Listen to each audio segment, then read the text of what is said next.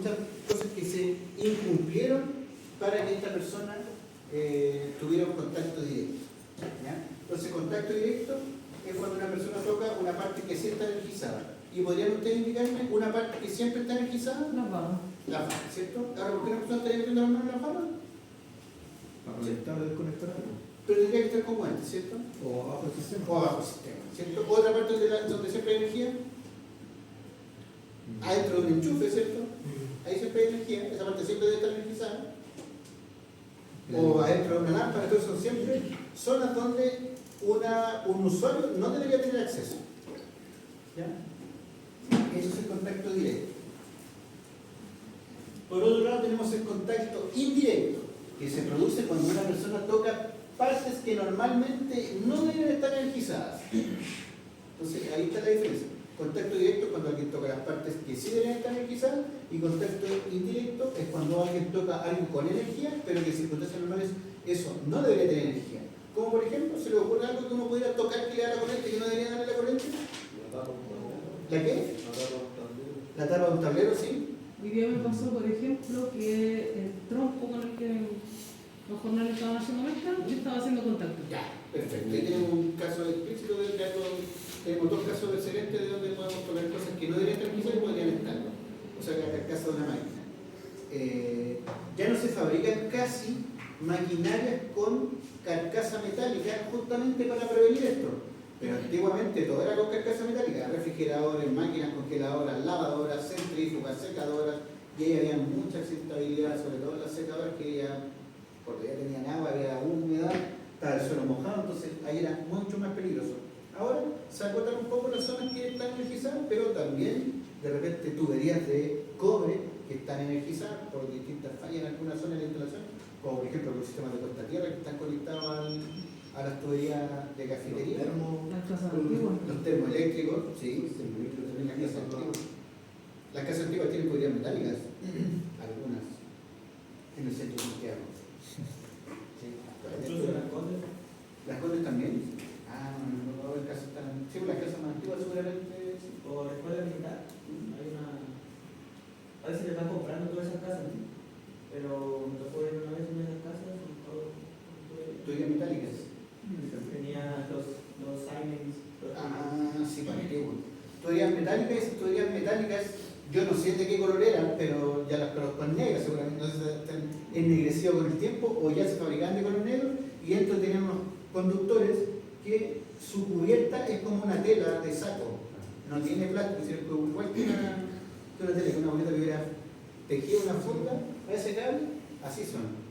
Entonces eso es súper antiguo, tuberías metálicas, pero afortunadamente ya eso no se ocupa tanto, solamente queda rezagado lo antiguo, pero ya no se ocupa. Y dentro de los artefactos, por ejemplo, podríamos tener estas cosas que podrían estar energizadas, partes metálicas de la instalación que por alguna falla pudiera quedar energizadas. Protección contra el contacto directo. La principal protección que se ha ideado contra el contacto directo o contra el contacto indirecto es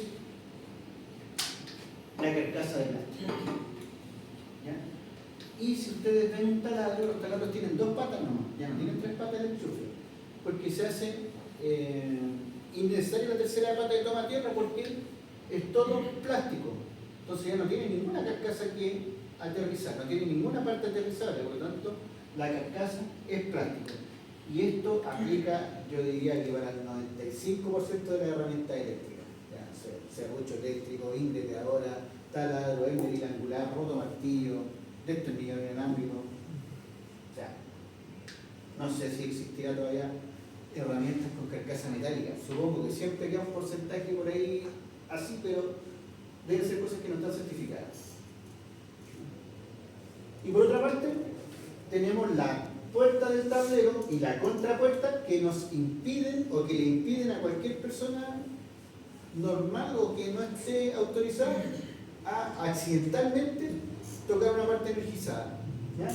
Porque en circunstancias normales esta puerta está cerrada y esta puerta está cerrada. Entonces que alguien accidentalmente vaya cambiando, se tropiece y toque una parte energizada, esas posibilidades son bajísimas porque tiene dos puertas de por medio que lo protegen. O sea, tendría que abrir la puerta, abrir la otra, por curiosidad o tratando de intervenir por la razón que sea, iba a tener un contacto directo o indirecto. En este caso sería contacto directo, porque estaría tratando partes que sí deberían estar energizadas, pero dice que aquí que incluye barreras físicas de aislamiento adecuado o limitación de acceso a las zonas de riesgo.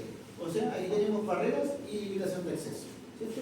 Aquí tenemos aislamiento adecuado en la carcasa plástica de las máquinas. Protección contra el contacto indirecto. Y esto es parte de nuestro sistema de protección de puesta a tierra. Los interruptores diferenciales. Dice que se logra limitando el tiempo de falla y reduciendo la tensión de contacto, controlando la corriente que pasa a través del cuerpo humano. Y esto empieza a actuar, de acuerdo a este esquema, cerca de los tiempos, cerca de los 0,1 segundo, y de hecho en algunos casos mucho más rápido. Aquí dice o sea, cada interruptor diferencial que nosotros compramos viene con un esquema de desconexión. Pero aún así tiene los datos aquí. Dice 30 mA, 30 milisegundos. Que los 30 mA nos aseguran que se desconecta y también en 30 milisegundos como máximo. Y a esos niveles de corriente no nos provoca daño al cuerpo humano y la exposición en esa cantidad de tiempo tampoco nos provoca daño alguno. Por lo tanto, nos da la seguridad tanto por tiempo como por cantidad de energía que está siendo fugada y absorbida por un cuerpo. Este dispositivo. O sea, actúa en tiempo y por cantidad de corriente de fuga. Profe, entonces, según ese cuadro que usted mostró recién, el de 300 miliamperes actúa después que el de 30 miliamperes. Sí, porque 300 son más que 30, entonces se va a demorar más tiempo en actuar. Que a mí me hacía duda cuando veía eso, si la sensibilidad del equipo, o sea, mientras mayor sea el número, es menos sensible. ¿Eso? Sí, porque dice cuando ese número es cuando empieza a actuar o cuando le dan la seguridad que va a actuar. Pues se empiezan a fugar, pensemos que se fugan los miliamperes de a uno, se fuga 1, se fugan 2, 3, 4, 5, cuando llega a 30, este va a cortar. Pero cuando llega a 30, el de 300 no va a cortar todavía. O sea, Cuando llega a 300 va a cortar. es menos sensible. Es menos sensible. Ahora, todos estos dispositivos, nosotros conocemos prácticamente el 1%, que es lo que vemos en el mercado macro, pero cada uno tiene sus especificaciones y hay algunos que funcionan mucho más rápido dependiendo de la aplicación que tengan. No todos los interruptores diferenciales actúan a los 30 milisegundos, hay algunos que actúan a los 10 milisegundos, a los 5 milisegundos, dependiendo de la aplicación que se requiera. Tensión máxima de seguridad. Tensión máxima de seguridad es de 50 volt para ambientes secos y 24 volt para ambientes húmedos o mojados. ¿Esto qué sería? ¿Un ambiente seco o mojado? Seco, porque ¿qué parece? Un dormitorio, un estar. ¿Y esto qué parece? ¿Alguien conoce algo así? Un sauna. ¿Un sauna? No sé. ¿Qué por qué se ríen? ¿Sí? ¿Tiene pinta de ser un sauna? Aquí tiene el... La ropa caliente. Sí. ¿Alguien ha estado en algún sauna alguna vez? ¿Sí? O sea, yo he entrado, pero nunca lo he usado. Yo tuve una casa que tenía un sauna, pero no sé, nunca lo he ocupado. Ya, yo he estado porque tuve la fortuna de un año en trabajar en una empresa donde fabricábamos saunas. Donde fabricábamos saunas y claro, yo era el encargado de poner los calefactores, los controladores afuera. ¿Ah? Lo probaba. No, porque teníamos siempre una de muestra. Cuando los clientes iban, le podíamos mostrar uno que teníamos y alarmábamos a pedido. Entonces yo era el encargado eléctrico de poner ahí los calefactores, que en realidad son súper sencillos. O sea, esto uno piensa que es del... Como un hervidor. Como exactamente, lo que tiene abajo los hervidores. Los hervidores ahora tienen el fondo Claro. plano, pero antes tenían como una cosita abajo, como un tubito. Ese tubito ahora tiene cubierto por esta parte plana. Pero ese tubito es un calefactor. Y ese calefactor va entre medio de estas piedras volcánicas y así calienta. Nada de otro mundo, todo lo que tiene. Y afuera un control de temperatura seguramente que corta, un termistor que corta hace la temperatura y eso es todo. Nada más, es súper sencillo. Y lo demás es una media agua. Más bonita, pero es una media, una pieza de madera.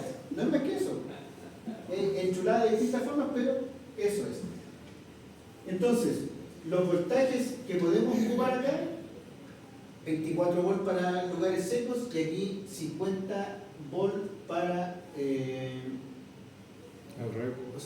para lugares húmedos, 24 volts y 50 volts para lugares secos. ¿Para qué vamos a ocupar esos voltajes? Lo vamos a ver más adelante para calcular las puestas a tierra, ¿ya? Los valores máximos que vamos a tener entre distintos elementos como fase neutro, fase tierra, tierra neutro. Vamos a ver si hay una fórmula que aparece.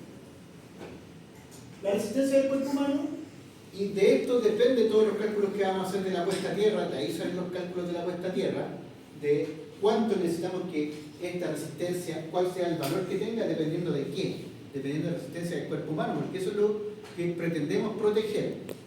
Y por medidas de laboratorio se dice que la resistencia del cuerpo humano, entre mano y mano, son como 2000 ohms, más o menos, 2000 volts. Pero eso va a depender de muchas cosas. Por ejemplo, no es lo mismo mis manos de, no sé, no me quiero ocupar un artículo calificativo feo, un adjetivo calificativo feo para mis manos, pero manos curtidas por el trabajo versus unas manos que, como esta. Mis manos se parecen más a esa probablemente que a esta. Son unas manos con una piel muy delgadita, muy sensible, entonces tal vez su resistencia sea inferior.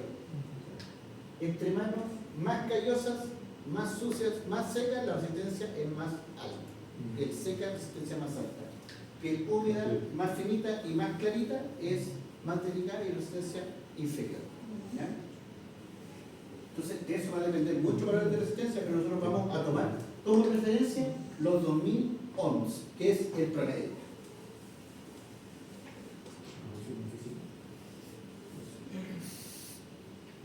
Piso aislante. Para que nosotros consideremos un piso aislante, debe tener una resistencia mayor a 50.000 ohms en instalaciones de 380 volts o de 220 volts, que son los valores que nosotros usamos en domiciliario comercial e industrial en baja tensión. ¿Ya? 380 volts y 220 volts. Que los 380 volts no son más que 3 veces 220. Eso yo creo que ya lo tienen clarísimo por otras situaciones que han tenido antes. Entonces, ¿qué piso podría ser aislante? Hay una goma especial que se coloca en algunos talleres o en algunas salas de ensayo, en los laboratorios. No sé si acá los laboratorios de acá han tenido que hacer y tienen estas alfombras que son como de goma, que son aislantes, y para ser aislante tienen que certificarse primero, y para eso se someten a una prueba de aislación donde indica con un megómetro la resistencia que es. Por otro lado, podríamos, si quisiéramos saber si este tipo de piso, que es como un piso flotante, piso laminado o similar, si es aislante, si lo vamos a considerar aislante, tendríamos que hacer la prueba. ¿Ya? Y eso nos va a condicionar en qué lugares podemos poner este piso. Por ejemplo, si este piso no es aislante, sería inconveniente poner un piso flotante tal vez para un laboratorio de ensayos eléctricos. Si no aislante, podríamos poner un piso aislante. ¿Ya? Pero si fuera un piso de parqué, por ejemplo, que es madera, ya la madera es aislante. Siempre cuando no le apliquemos aditivos, porque ahí ya modificamos la medida.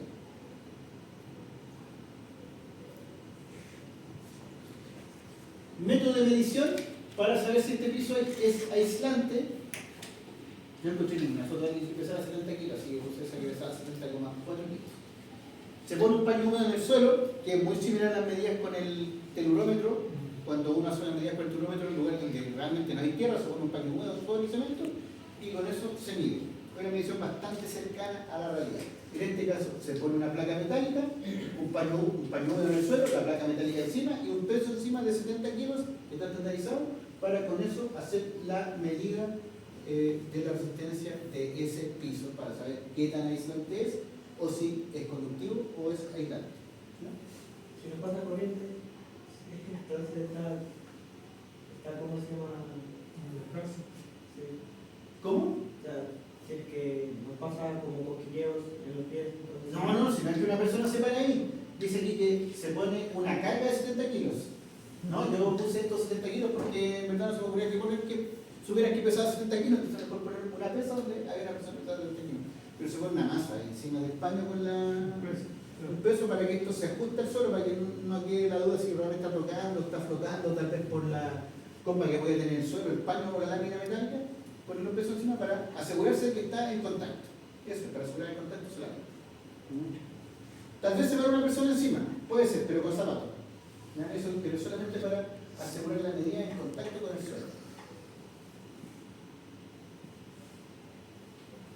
Zonas alcanzables. Estos son todos los puntos resumidos, y eso es lo que íbamos a hacer primero. Eso es lo que íbamos a hacer primero. Y lo hicimos primero. Pasando la lista. ¿Ah? Pasando la lista. Pasar la lista también. Ya, aquí está la norma eléctrica. Ahí está el capítulo 8.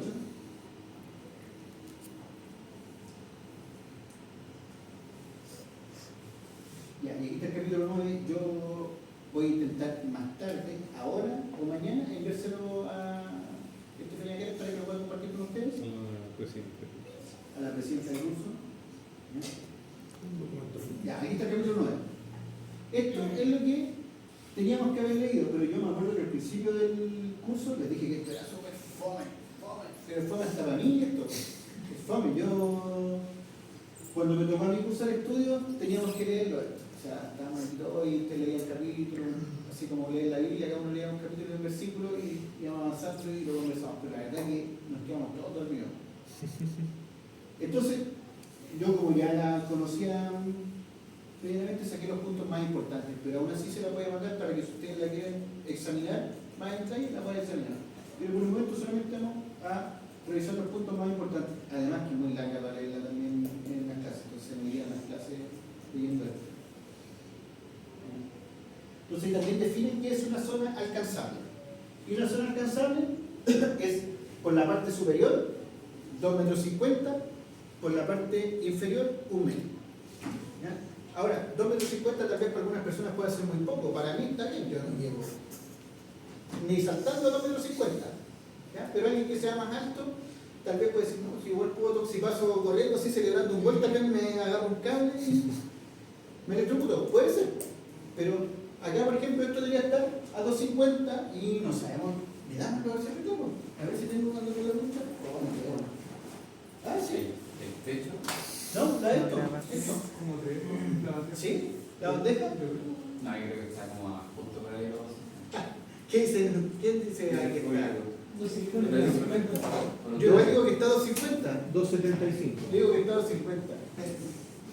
Veamos si es verdad si cumple la norma aquí. Desde la base. Sí, de la base, pero igual ahí le descontamos los 10 de la base. 2,68. 2,68 menos los 10, 2,58. O sea, cumple. Cumple. Bien. Entonces, gracias. Gracias, señor. Cumple entonces. Está a más de 2,50. Por lo tanto, alguien podría decir también, algún compañero de ustedes que fuera alto y diría, oye, pero está peligroso que pasen los cables aquí. Bueno, está cumpliendo la normativa contra contactos indirectos. Está a la altura máxima. ¿Y por qué indica también hacia adelante y hacia abajo? Porque también hay instalaciones donde uno puede estar parado al borde de algún, no sé, de algún balcón o de alguna estructura que llegue hasta ahí, y podrían haber instalaciones por debajo.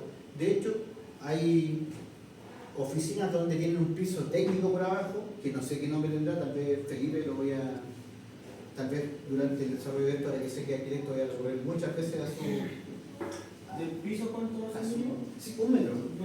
A sus precisiones, porque hay un tipo de construcción de piso donde en vez de cielo americano donde se ponen palmetas, también hay otro piso que se ponen palmetas de piso y por debajo el piso es hueco. No sé qué nombre tendrá ese tipo de piso, pero están todas las instalaciones por abajo. Y uno si quiere acceder, saca una palmeta de piso, la pone al lado y se mete por abajo a trabajar. Y eso es súper versátil porque puede uno cambiar los puestos de trabajo a cualquier lado, porque uno saca una palmeta, tira un puesto de trabajo, pone un enchufe, pone un puesto de trabajo ahí. Entonces, en edificios corporativos hay plantas libres, no sé, siempre que puede haber planta libre y la pueden acomodar como quieran porque los tabiques estos de los escritorios se corren para cualquier lado y como el piso permite esta versatilidad, también se hace por la parte inferior. Y por la parte inferior nos dice que tenemos que tener 1 metro, ¿ya? Que no sea alcanzable. Ahora, también alguien podría decir, sí, pero es que 1 metro igual alcanzó a ganar, pero eso ya no sería tan accidental. Que alguien accidentalmente se extendiera 1 metro por fuera de alguna estructura para agarrar algo, no sé si sería accidental. Ubicación de las partes energizadas. Colocar las partes energizadas fuera del alcance físico es una medida eficaz de protección contra contactos directos. Y en este caso, de nuevo, se debería cumplir que esta bandeja, que está misma, tal vez me hubiera puesto la foto si sabía que materia esta bandeja y esta salida. Pero ya está. Y en el caso de los domicilios, las personas que viven en casa o tienen algún familiar que viva en casa, porque ya la verdad que hay un porcentaje alto de la población que vive en departamentos, entonces como que se pierde la percepción un poco de cómo son las casas habitación, los domicilios de vivienda, de casa. Desde el poste sale un cable que llega hasta un fierro que está puesto en la fachada de la casa, que se llama el poste de recepción, y ese poste, la altura mínima es de 2,50 también. Debería cumplirse. No digo que siempre se cumpla, pero eso es lo que dice la normativa. Y algunas personas trabajando sacan este fierro y tal vez de repente hacen un arreglo y lo dejan llegando directo a la fachada de la casa, pero esto debería llegar a ese fierro no a una altura no inferior a 2,5 metros. Y esto tampoco debería atravesar por propiedades vecinas, cosa que no se cumple. No, eso sí que no se cumple. ¿Ya? Y yo hasta he trabajado tirando cables por propiedades vecinas y sé que no se cumple. ¿Por qué? Porque en un pasaje hay, no sé, 2 postes y de los 2 postes salen para todas las casas. Por lo tanto, por la primera casa pasan todos. La última no se cumple que pasó para esa casa. Pero la primera pasan todos los demás cables. ¿Quién fiscaliza? Se supone que la Superintendencia de Electricidad en Combustible, pero nada más. Y la gente tampoco sabe, por lo tanto tampoco, no sé si se quejará alguien, le darán alguna solución y creo que no. ¿Se entendió eso de los cables pasados por propiedad vecina? Sí. Yo lo he visto, creo que eso al revés. Por ejemplo, donde vivo yo, están donde recibe, está como en la reja, y de la reja sale hacia como la mitad de la casa. Ah, si nosotros una calle o un pasaje, esta sería la calle, ahí está la línea de la calle, después debería haber un pedacito de tierra, o vereda y después un pedacito de tierra, o directamente la vereda. Pensemos que esto es solamente la vereda. Y después están las casas. ¿Cierto? Una casa, 2 casas, 3 casas, así, y la misma hacia el otro lado. Y los urbanistas, por alguna razón, ponen los postes aquí en el medio de la vereda también. Que no sé cuál será la finalidad, pero los postes están aquí, en medio de la vereda, dificultando el tránsito de las personas con movilidad reducida. De hecho, en Santiago Centro estuvieron, no en Santiago Centro, fue una estación central, la calle Las Cuñas Guerrero, desde Alameda hacia el sur, la estuvieron modificando los últimos 2 años, más o menos, arreglando esa vereda, y las arreglaron, y claro, quedaron súper bonitas, pero pusieron árboles aquí. Ahí. Se ven bonitos los árboles, pero ¿y las personas con silla de ruedas cómo pasan por ahí? ¿No gusta con la accesibilidad? No. Pero la vereda sí que es bonita, porque de Venus ya así, hermoso. Pero para alguien que va caminando, para la gente de los coches, ¿cómo pasa por ahí? Pues, ¿qué piensan estas personas cuando ponen un arbolito ahí? Tal vez tienen que cumplir con poner un mínimo de árboles. Sí, ya, pónganlo donde caigan nomás. Donde caigan. El mínimo 1,20 m. Mínimo para la accesibilidad. No se cumple. No se cumple. La vereda puede tener 1,20 m tal vez, incluso un poquito más, pero tiene un vaciado que es como de 80 para el árbol. Ya, volvamos al tema de los postes. Entonces tenemos aquí la casa, y pensemos que son casas parejas, ya tenemos una aquí, 2 casas ahí, y con entrada para vehículos por el otro lado. Lo mismo acá. Entonces, de los postes tiene que salir para la casa, entonces, para la primera casa, claro, ahí cumple, pero para la segunda casa ya pasa por el espacio de las 3 primeras. De ahí donde colocan, por ejemplo, en la cuadra anterior, en vez de colocar los fierros a la casa, le colocan como a la reja, a la esquina de la reja, y ahí recibe, y ahí se tira Pero ese poste de recepción nunca lo ponen en él. Ese poste de recepción lo pone el cliente para llevar más su cable, pasar por el auto. seguro, pero están casi todas las casas así con esa, no directo, porque el tramo queda como muy largo y cuadrado. Claro. Entonces lo que se debería hacer ahí, lo óptimo, sería poner tal vez un poste por cada casa para que el cable no pasara por la propia vecina. Pero poner un poste para cada casa también sería inaplicable. Poner este poste ahí, como dice usted, en cada casa, en cierta manera reduciría el problema, pero no lo haría desaparecer, porque los cables igual pasarían por ahí. Sí, pues, igual pasa, pero pasa como más internamente. Pero pasa menos. Si ustedes cuando vayan caminando por ahí el fin de semana, se van a fijar en esas cosas, o en la semana, cuando les toca estar caminando en la calle, pueden fijarse que las acometidas, que así se llama ese tramo de cable, las acometidas en el 100% de los casos se incumple no pasar por casas vecinas. ¿Pero no puede reclamar por eso? Sí, uno siempre puede reclamar. El problema es que no reclamando. Yo no reclaman por hacerlo siempre.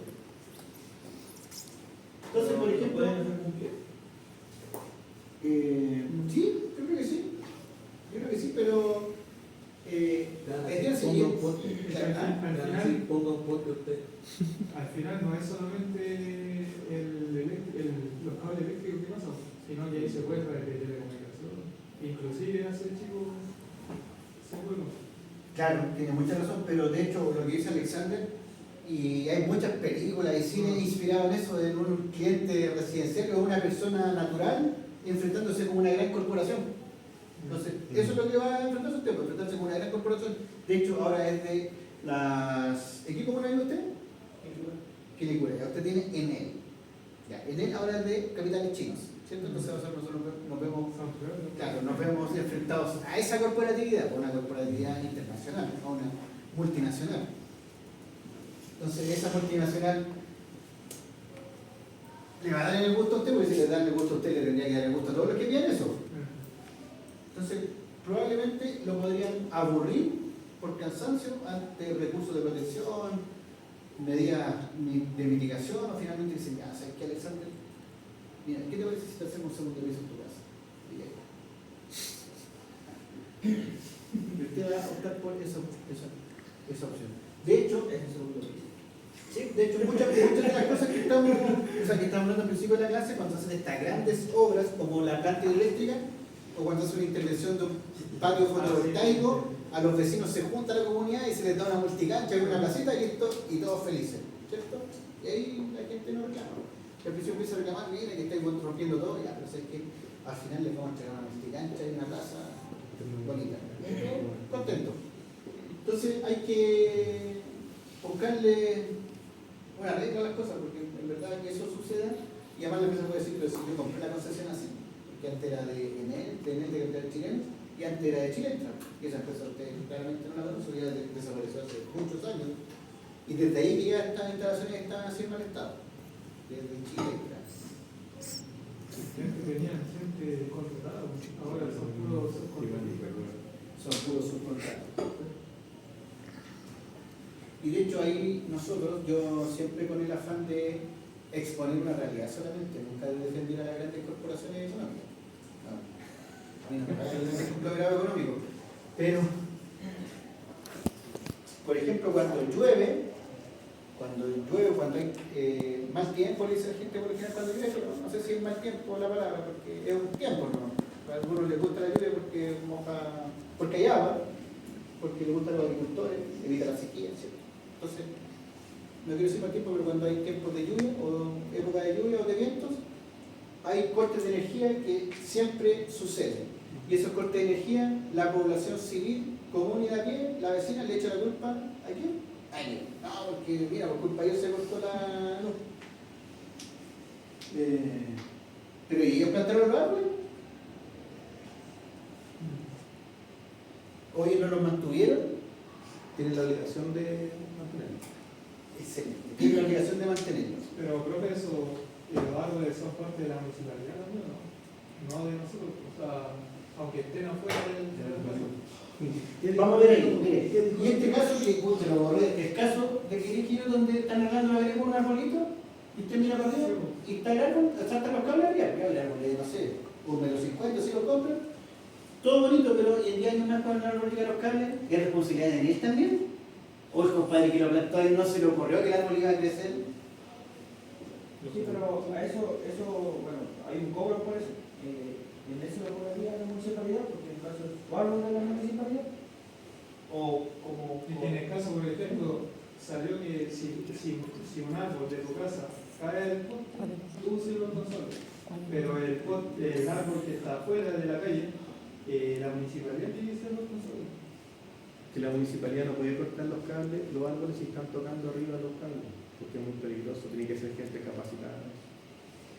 Vamos a nuestro campo. A nuestro campo. Solamente vamos a poner un ejemplo real de nosotros mismos. Nosotros vamos a la casa y le hacemos este trabajo desde aquí hasta un quincho que está atrás. Para el mismo quincho de que nosotros teníamos una acometida aérea hasta el quincho.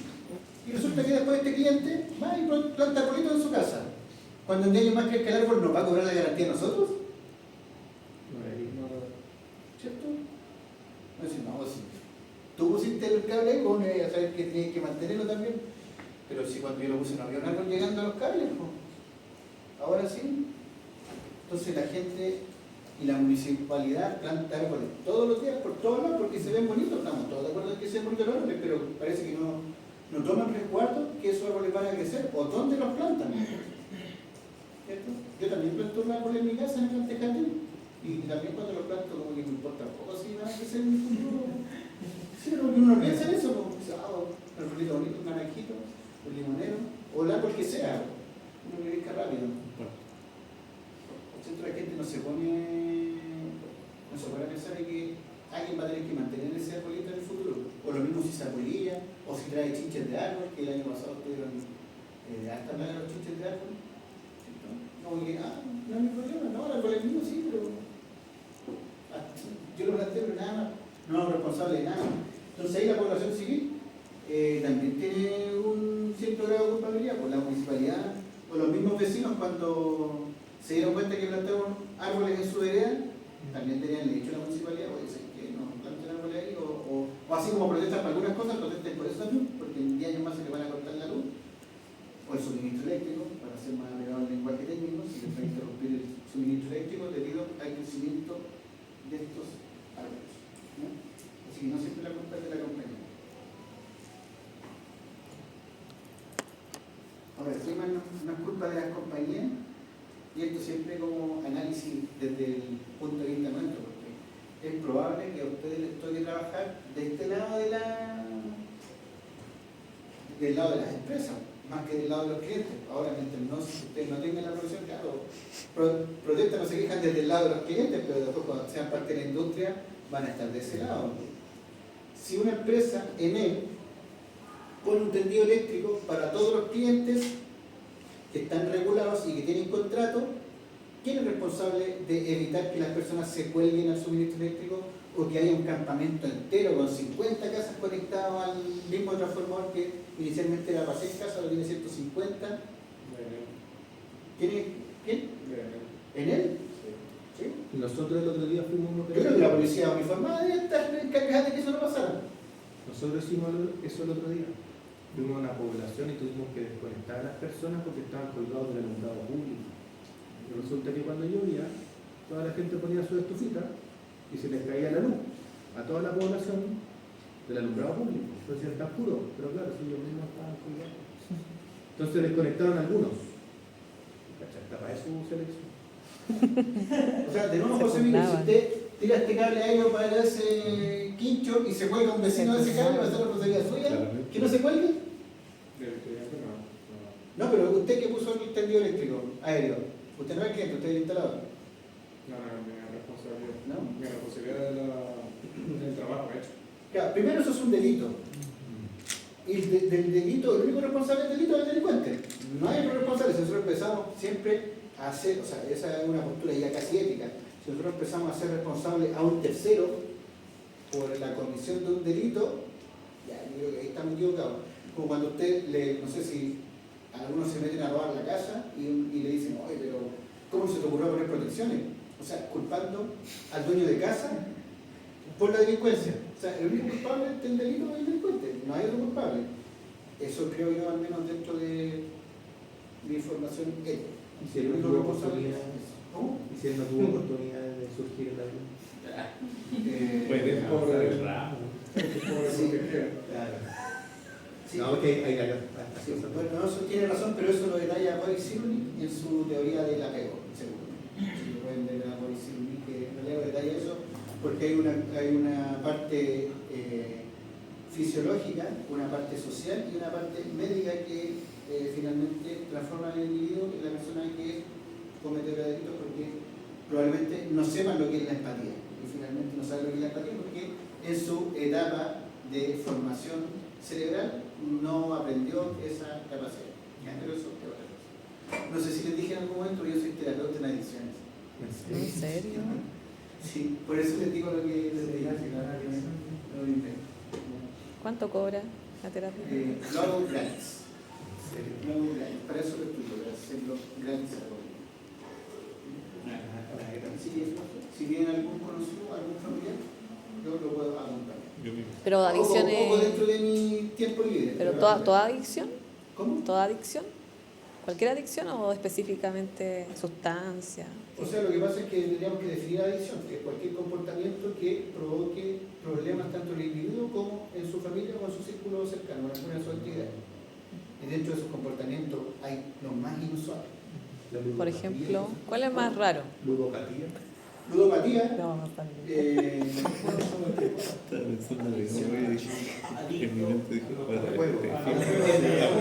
O sea, no me quiero salir de la asignatura, pero no le doy la lata con eso, pero sí tuve una persona que era adicto al sexo.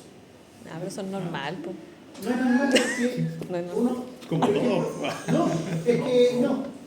No, yo sé que no es como todo, porque las personas normales pueden controlar sus impulsos. Pero, por ejemplo, alguien que no es capaz de controlar sus impulsos, no es capaz de mantener nunca una pareja estable, no es capaz de nunca formar una familia y está condenado siempre a la soltería. Y siempre está solo. ¿Cómo? ¿Por qué ilusiona?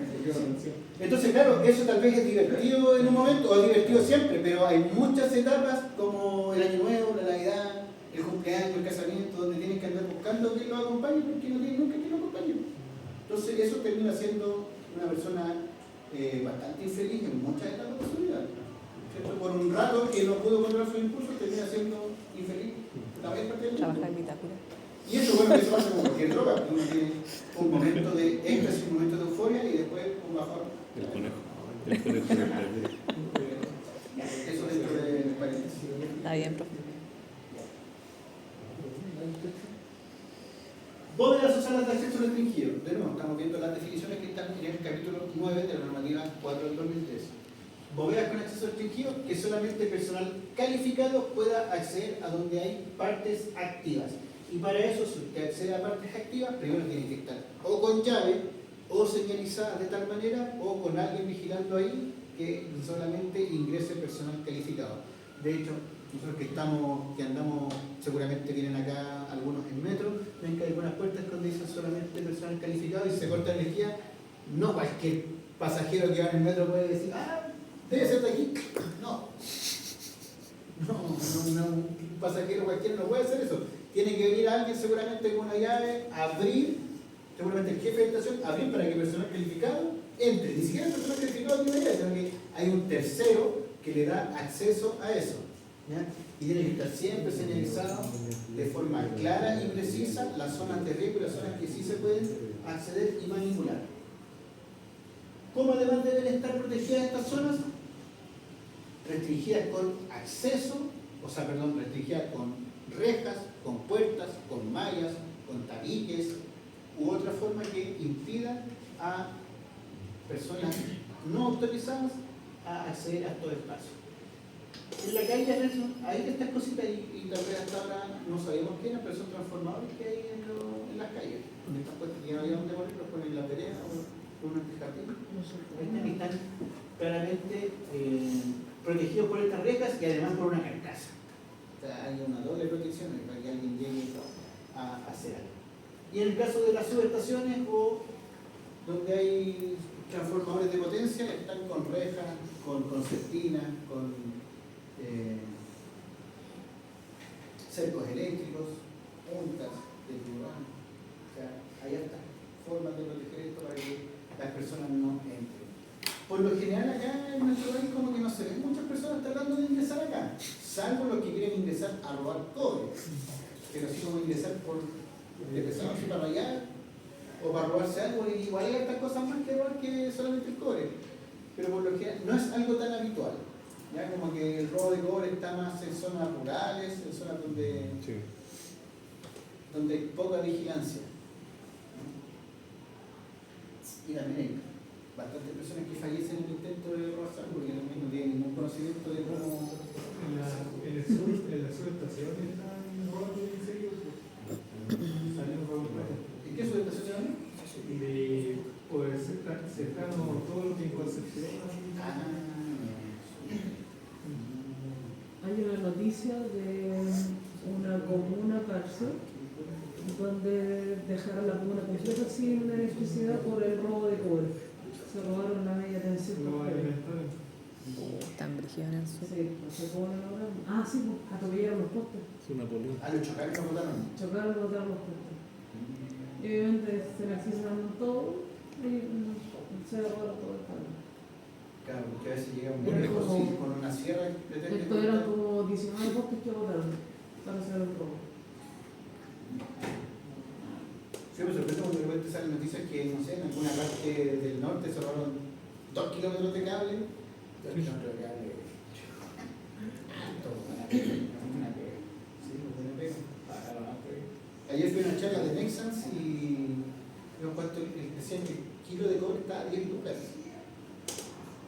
No sé si es la verdad, pero no me tocó ir a vender cobre. No digo que nunca vendí cobre, sí. Yo creo que todos los que trabajamos en electricidad nos van sonando cable y ahí quedamos. La última vez que noticia estaba en 6.008. No sé, casi 1.000 kilos. Sí. ¿A cómo estaban? 6.008 y 7.500 y el pelillo brillante. Son que unos cables cortos que uno haga una instalación y queda 1 metro de cada uno. Sí, pues uno tiene que hacer como botar 20 lucas a la basura. Lo puede pelar y la vender, que sea medio kilo, 5 lucas si uno va pasando por el lugar. Yo tengo un saco 25 de cobre. Sí, pero lo interesante es irlo juntando. ¿Y los sábados? ¿Ah? ¿Y los sábados? Eso. Sí, pero lo interesante es irlo juntando y ahí cuando ya tengo una cantidad importante, reducirlo. Siempre y cuando sea de buena ley voy a pasar. ¿Muy incendiado? No, incendiado te lo pagan menos. Sí. Hay Sí, forma y buena forma de pega. ganar. Claro, se puede. Se puede vender cualquier cosa. Hay lados donde te ponen atado y te dicen, ay, ¿de dónde sacaste este cobre? Pero es raro, normalmente necesitan